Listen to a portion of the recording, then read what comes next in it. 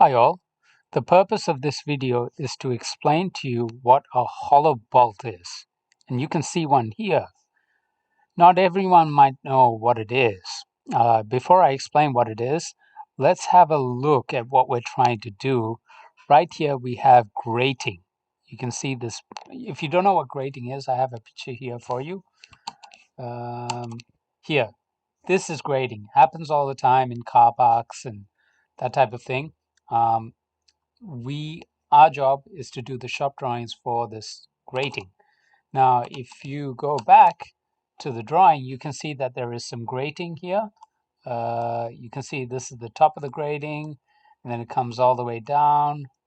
That's the bottom of the grating, and you can see an SHS here.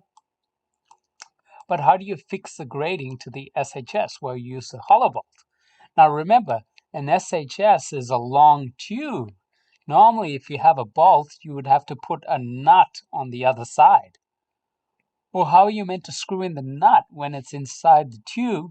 The answer is you need to use what is called a Hollo-bolt. Now, it's pretty cool if you don't know what it is.